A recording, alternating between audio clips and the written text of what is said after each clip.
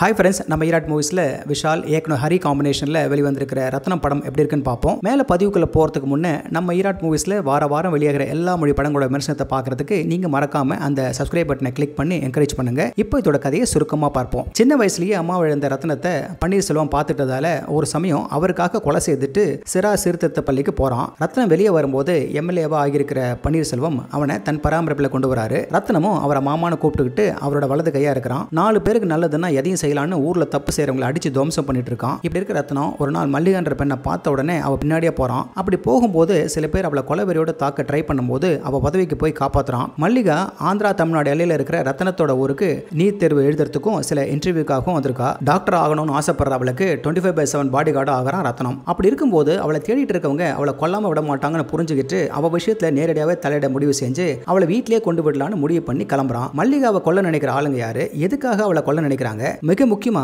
ரத்னம் எதுக்காக இவ்வளவு தூரம் இறங்கி அவளுக்கு உதவணுன்ற கேள்விகளுக்கு ரத்னமே உங்களுக்கு படத்தோட மீதி கதையில சொல்லுவார். இயக்குனர் ஹரி நிறைய அதிரடி ஆக்ஷன் காட்சிங்க, கணிசமான அளவு ஃபேமிலி டிராமா, சென்டிமெண்ட், ரொமான்ஸ்னு ஃபாஸ்ட் பேஸ்டா பக்கா ஆக்ஷன் என்டர்டெய்னரை மக்களுக்கு கொடுக்கறதுல பெயர் வாங்கினவர். இந்த படத்துலையும் நான் சொன்ன பெரும்பாலான எலிமெண்ட்ஸை போதுமான அளவை விட அதிகமாக கொண்டு இருக்கு. ஆனா ஒரே வித்தியாசம், ரொமான்ஸ் எலிமெண்ட் மட்டும் அவ்வளவா இல்லை. ரத்னமா நடிக்கிற விஷாலுக்கும் மல்லிகாவா வர பிரியா பவானி சங்கருக்கும் இடையே கொஞ்சமா ரொமான்ஸ் இருக்கும். காரணம், ரத்னம் மல்லிகாவோட பாதுகாப்புல தான் குறிப்பா இருப்பான். ஏன்னா மல்லிகா அவனோட அம்மாவை போல இருக்கிறதுனால. மல்லிகாவுக்கோ ரத்னம் இந்த அளவுக்கு அவன் மேல கரிசனமா இருக்கிறதுனால அவனை விரும்ப ஆரம்பிக்கிறா. அதனால ரொமான்ஸ் பகுதிங்க சலிப்படைய வைக்கலனாலும் சுவாரஸ்யமா இல்ல. சில இடத்துல இந்த ரொமான்ஸ் குழப்பவும் செய்யும். இயக்குனர் ஹரியோட முந்தின படங்களை விட இதுல ரத்தக்கரை அதிகம். ஆனா ஃபாஸ்ட் கட்ஸ் அவ்வளவா இல்ல. மற்றபடி பெரும்பாலும் அதே மேக்கிங் ஸ்டைல் தான். விஷால் ரத்னம் கேரக்டர்ல ரசிச்சு நடிச்சிருக்காரு. அவருக்கு துணையா பிரியா பவானி சங்கர் மல்லிகாவா மென்மையா பேசி ஒரு மெச்சூரான நடிப்பை வெளிப்படுத்திருக்காரு. யோகி பாபு சில இடத்துல சிரிக்க வைக்கிறார். கௌதம் வாசுதேவ் மேனன் கொஞ்ச நேரம் வந்தாலும் பிளேசர் போட்டுக்கிட்டு ஸ்டைலா தங்கிலீஷ் பேசிட்டு இருக்கும்போது ஒரு ரவுடி எகிற அடிங்க ஏன்னு சென்னை பாஷையில் இறங்கும் போது விசில் தான்.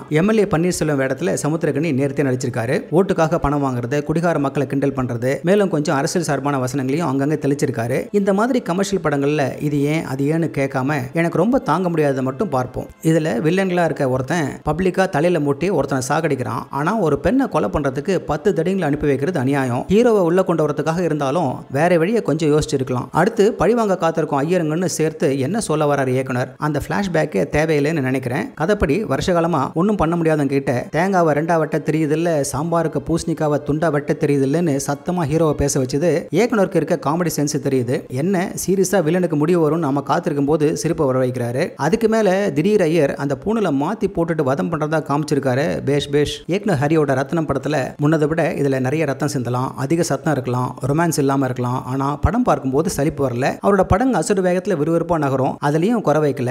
தேவி ஸ்ரீ பிரசாத்தோட மியூசிக் இன்னொரு பிளஸ். உயிரே என் உயிரே பாடல் திரும்ப கேட்க வைக்குது. மொத்தத்தில் இது ஒரு சரியான கமர்ஷியல் என்டர்டெய்னரா இல்லாம இருக்கலாம், ஆனா என்டர்டெய்னர் தான். ஓகே ஃப்ரெண்ட்ஸ், இதே போல இன்னொரு சுவாரஸ்யமான பட விமர்சனத்தோட சந்திக்கிறேன். இந்த விமர்சனம் உங்களுக்கு பிடிச்சிருந்துச்சுன்னா உடனடியாக லைக் பண்ணுங்க, ஷேர் பண்ணுங்க. நன்றி.